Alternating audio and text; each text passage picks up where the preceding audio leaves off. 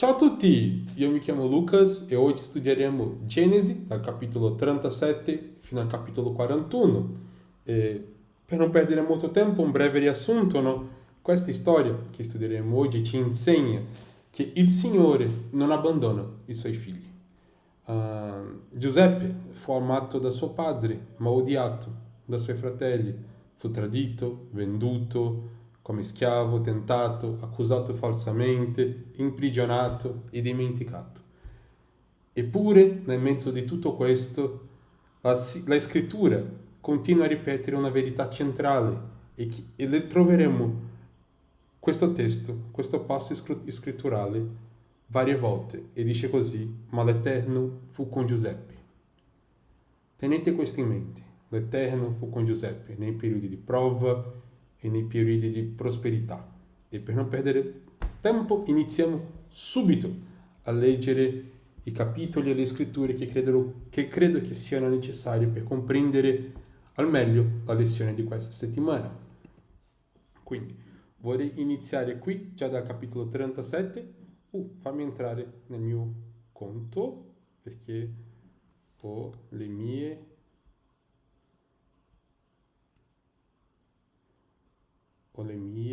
annotazioni e mi servono. Eccoci qua.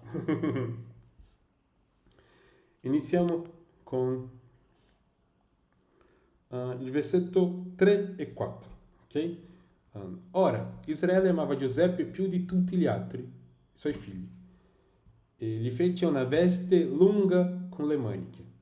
E i suoi fratelli, vedendo che il loro padre lo amava di più di tutti gli altri, lo odiavano e non gli potevano parlare amichevolmente.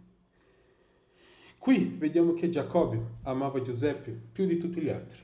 Chiaro, no? Il testo è molto chiaro. Gli fece una veste speciale per questo. E questa preferenza alimentò la gelosia dei fratelli. La famiglia dell'alleanza, come vediamo qui, non era perfetta. C'erano favoritismi, ferite e risentimenti. Questo ci insegna che Dio opera anche dentro famiglie reali, famiglie come la mia, come la tua.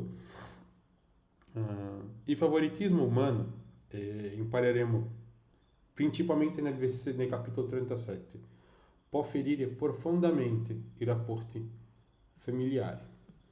E continuiamo, ok? Vedremo qui come Giuseppe viene trattato e come Giuseppe riceve le sue rivelazioni da Dio, no? E inizia già subito, no?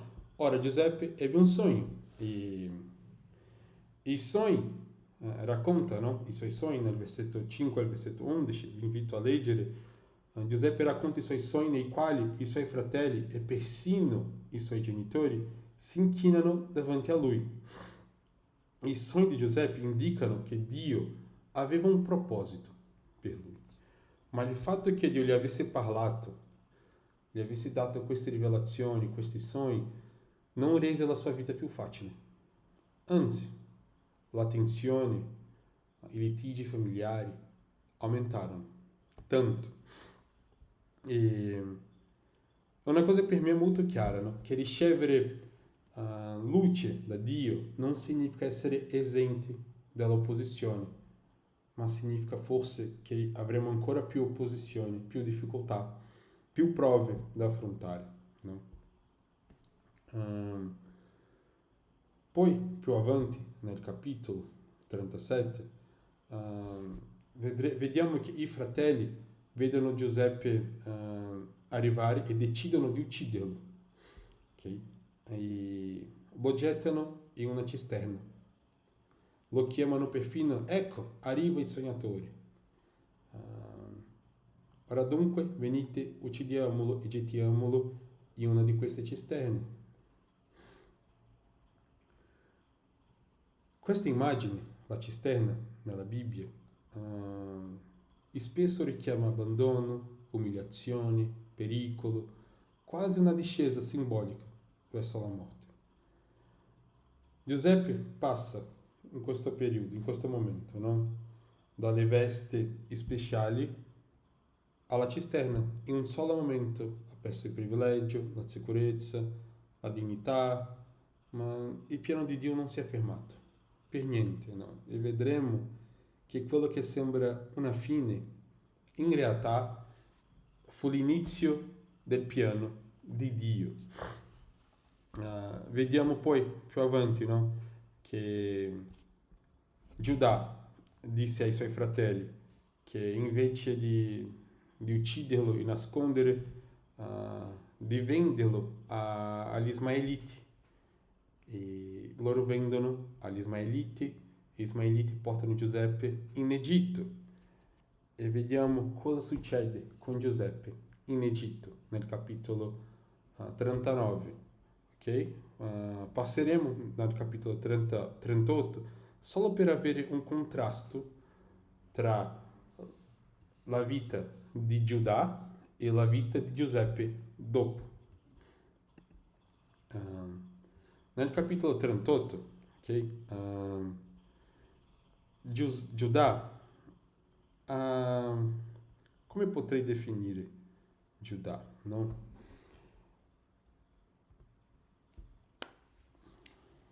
Qua troviamo la fragilità morale, possiamo definire così, no? E il contrasto con la vita di Giuseppe. Questo capitolo interrompe la storia di Giuseppe, no? Vediamo qua che è avvenuto nel 37 e nel 38 racconta la storia di Giuda e Tamar. E Giuda si separa, no? Dai fratelli, si unisce a una donna cananea e la sua famiglia entra in una situazione di disordine e morte. Il capitolo mostra la linea di Giuda in un momento di forte debolezza morale e familiare, in contrasto con Giuseppe, che in Egitto mantiene la fedeltà, e Giuseppe appare disorientato, vulnerabile, e qua le scritture ci ricordano che l'allontanamento dai principi giusti non resta mai confinato a una sola persona. A volte non pensiamo alle conseguenze che i nostri cari, i nostri familiari possono avere dalle scelte personali che facciamo. Non pensiamo alle conseguenze di quello che facciamo. E loro soffrono quando io decido di fare una cosa sbagliata,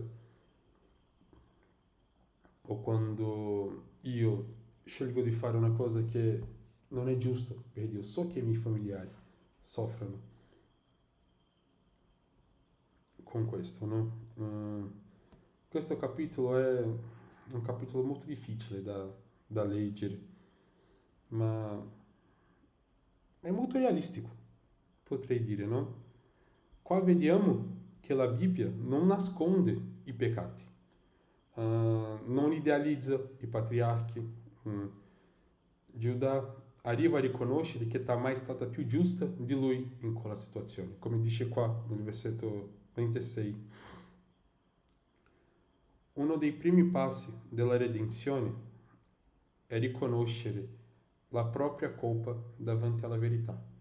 Quindi la prima cosa che dobbiamo fare è riconoscere quando sbagliamo. È il primo passo, riconoscere quello che abbiamo fatto di sbagliato. Vorrei passare e continuare la storia di Giuseppe adesso, no? Passiamo al capitolo 39. Qua nel capitolo 39 è forse il capitolo centrale della lezione, no? Vedremo qui, leggeremo tanti versetti qua in questo capitolo, no?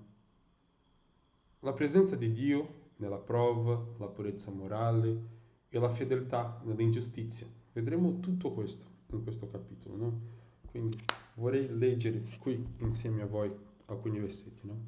E inizia così, ok? Vi ricordate che Giuseppe è stato venduto, e c'è il capitolo 38 che fa una pausa nella storia di Giuseppe per raccontare la storia di Giuda, e qui nel capitolo 39 riprende la storia di Giuseppe e inizia così, no? Giuseppe fu portato in Egitto E nel versetto 2 dice: E l'Eterno fu con Giuseppe, il quale prosperava e stava in casa del suo signore, l'egiziano.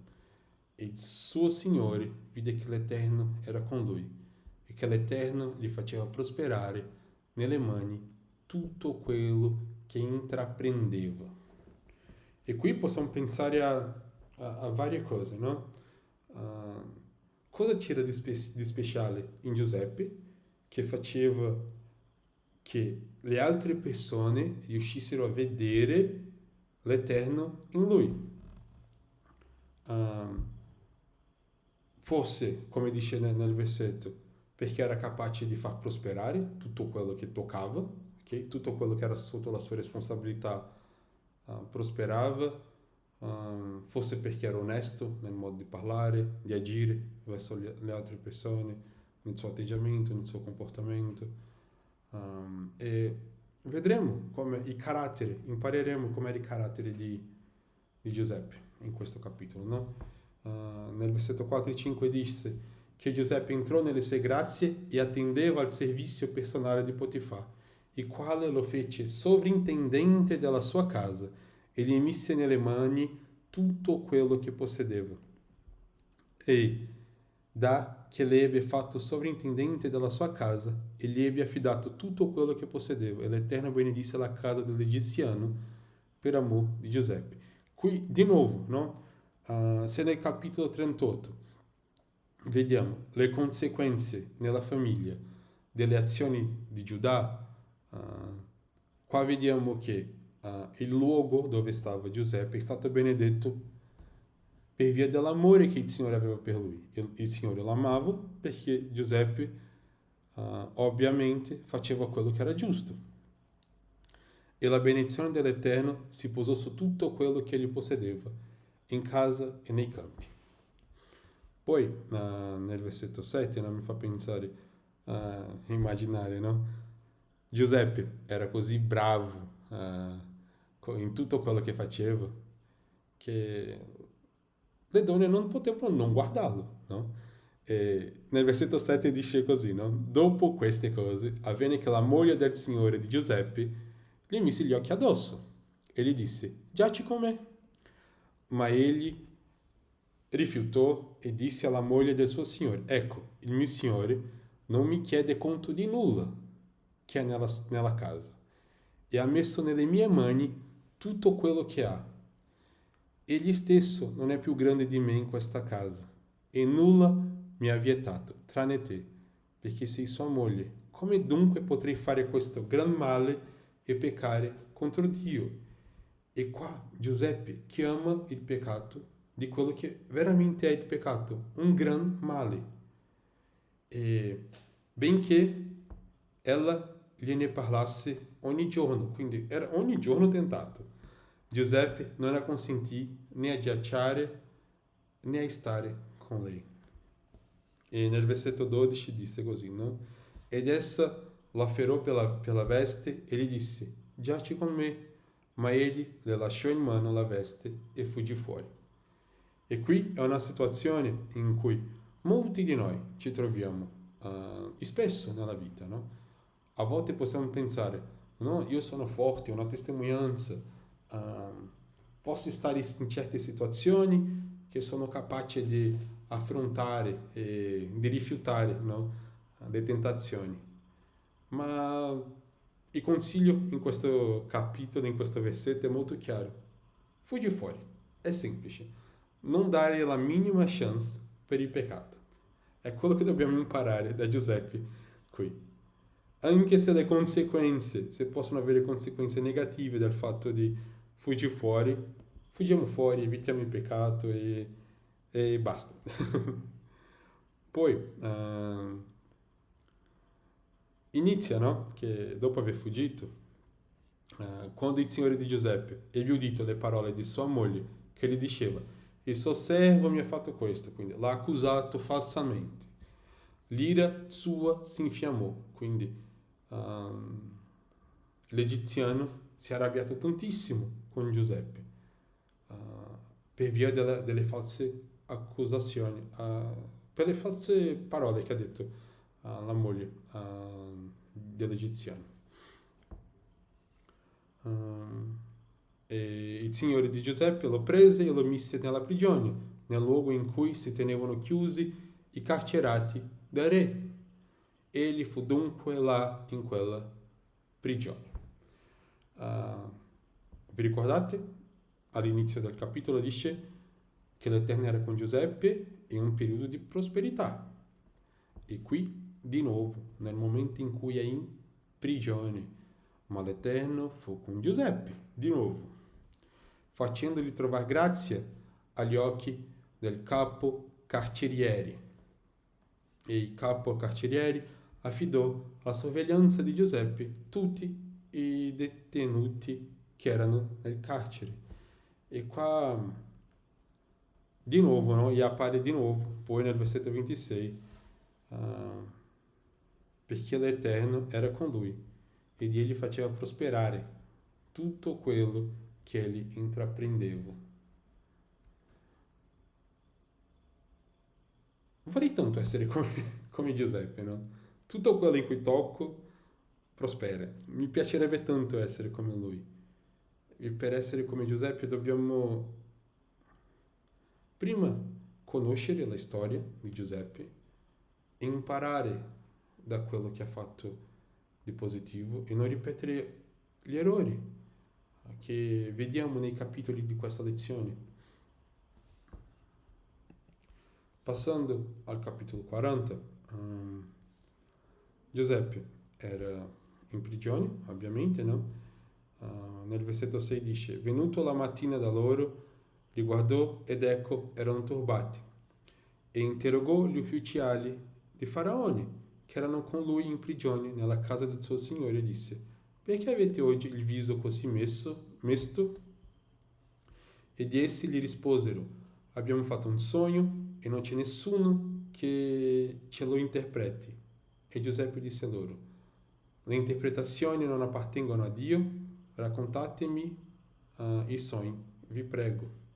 E hanno raccontato il sogno, e dopo che hanno raccontato il sogno, Giuseppe ha fatto le interpretazioni e ha chiesto a loro, no? Ma ricordate di me, quando sarai felice e sii benigno verso di me, ti prego, parla di me a Faraone e fammi uscire da questa casa.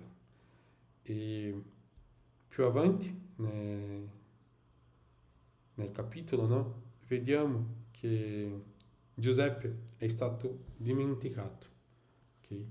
Ha fatto quello che ha fatto e è stato dimenticato dai servitori del Faraone. Nel capitolo 41, no? Il Faraone disse a Giuseppe: ho fatto un sogno e non c'è chi lo possa interpretare. E qua Giuseppe è stato ricordato, no? E ho udito dire di te che quando ti raccontano un sogno tu lo puoi interpretare. E Giuseppe rispose a Faraone dicendo: no, non sono io, ma sarà Dio che darà a Faraone una risposta favorevole. E qua Giuseppe, in tutta la sua umiltà, riconosce che il suo dono è un dono che viene da Dio, riconosce che è Dio quello che fa le interpretazioni, è Dio che dà a lui le risposte. Lui è solo un mezzo per trasmettere il messaggio. Quindi il Faraone racconta il suo sogno, il famoso sogno che conosciamo, delle vacche grasse e di bello aspetto, poi parla come dice qui, le spighe sottili, e le spighe che sono belle, pure, le spighe volte. E poi, allora, nel versetto 25, allora Giuseppe disse a Faraone: ciò che Faraone ha sognato è una stessa cosa. Dio ha mostrato a Faraone quello che sta per fare. E poi Faraone ripete, no, il sogno. Questo è quello che ho detto a Faraone. Dio ha mostrato a Faraone quello che sta per fare. E il fatto che il sogno si sia ripetuto 2 volte a Faraone vuol dire che la cosa è decretata da Dio e che Dio l'eseguirà presto. Ora dunque che Faraone si procuri un uomo intelligente e saggio e lo stabilisca sul paese di Egitto. Faraone, faccia così, costituisca dei commissari sul paese per prelevare il quinto delle raccolte del paese di Egitto durante i 7 anni di abbondanza e radunino essi tutti i viveri di queste 7 buone annate che stanno per venire e ammassino il grano a disposizione di Faraone per l'approvvigionamento della città e lo conservino. Questi viveri saranno una riserva per il paese in vista dei 7 anni di carestia che verranno nel paese di Egitto, e così il paese di Egitto non perirà per la carestia. Qua Giuseppe interpreta il sogno, dà un consiglio e suggerisce al faraone di fare un piano affinché durante il periodo di abbondanza loro si preparino, abbiano un risparmio per affrontare tutto il periodo di difficoltà. Questo è un insegnamento molto bello in cui ci dice che nel momento di abbondanza dobbiamo risparmiare e salvare per il momento di difficoltà, perché prima o poi la difficoltà arriva e dobbiamo essere preparati per affrontare tale difficoltà.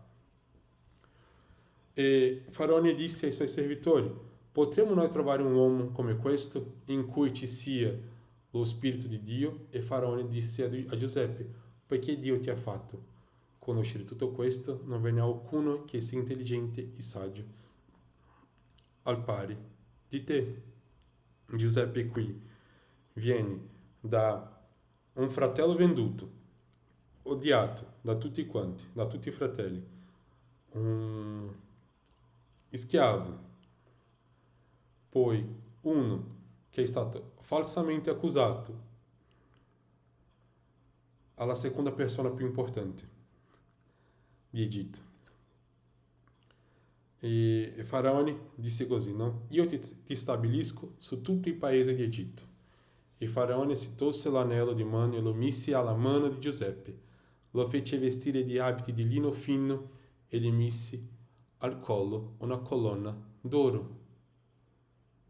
Vi ricordate la veste che i fratelli hanno tolto da Giuseppe? E tenete in mente quanto il Signore ha dato a Giuseppe in questo momento. E non solo qui, vedremo ancora più benedizioni che Giuseppe riceve dal Signore. Lo fece montare sul suo secondo carro e davanti a lui si gridava in ginocchio, così il faraone lo costituì su tutto il paese d'Egitto. Poi il faraone nel 44 disse a Giuseppe, no? Io sono faraone e senza te nessuno alzerà la mano o il piede in tutto il paese d'Egitto.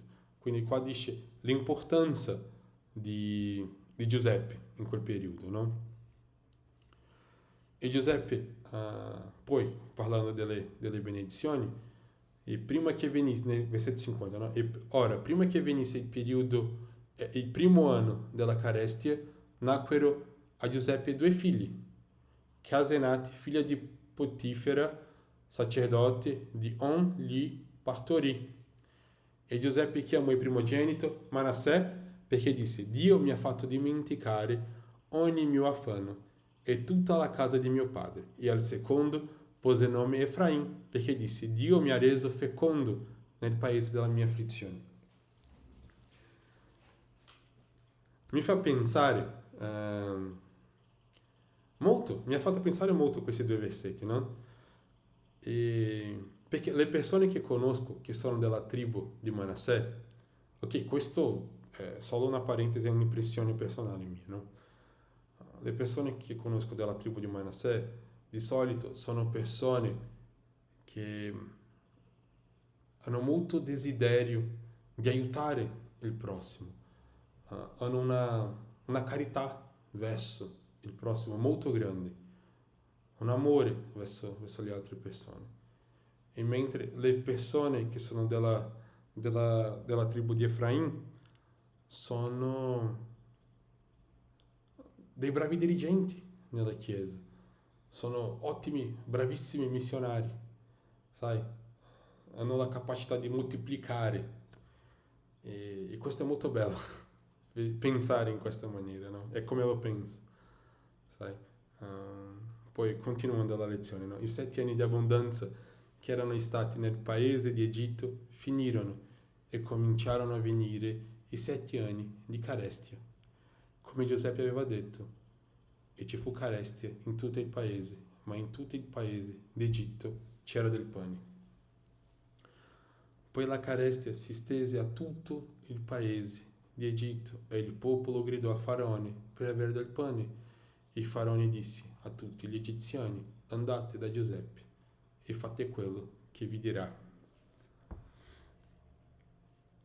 La carestia era diffusa su tutta la superficie del paese e Giuseppe aprì tutti i depositi e vendette grano agli egiziani e la carestia si aggravò nel paese di Egitto e da tutti i paesi si veniva in Egitto da Giuseppe per comprare del grano, perché la carestia era grave su tutta la terra.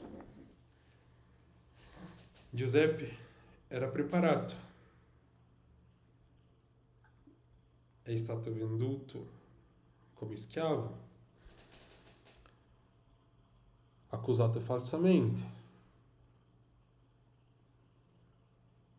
e poi è stato chiamato per salvare tutte quelle persone, perché se non avessero da mangiare durante 7 anni sicuramente avrebbero mancato, diciamo così. Mentre studiavo, no? Queste scritture, questi capitoli, mi è rimasta una cosa molto, molto forte in mente, no? È il compimento della rivelazione e l'efficacia dell'obbedienza. Giuseppe non ha solo ricevuto una parola da Dio, no? Le parole da Dio, no? Ma ha agito in accordo con essa. Il risultato è che molti vengono preservati. Molti sono stati preservati grazie alla fedeltà di Giuseppe.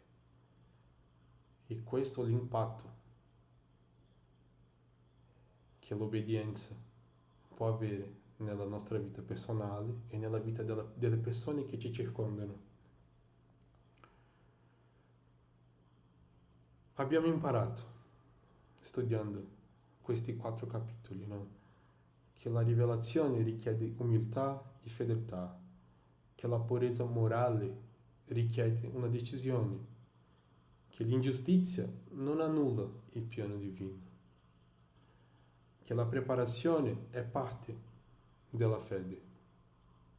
Le prove possono formarci per benedire gli altri.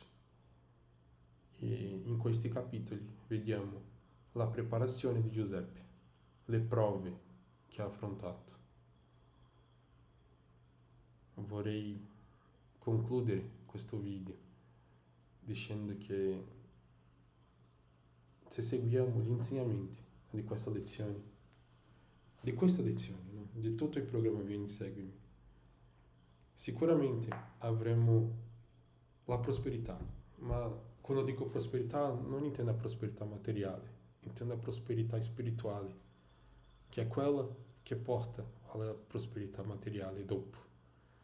Ma la prosperità spirituale è quella di sopportare i periodi difficili con pace, con tranquillità, con amore nel cuore e saper aspettare e attendere il tempo di Dio. E vi lascio questo video nel sacro nome di Gesù Cristo. Amen.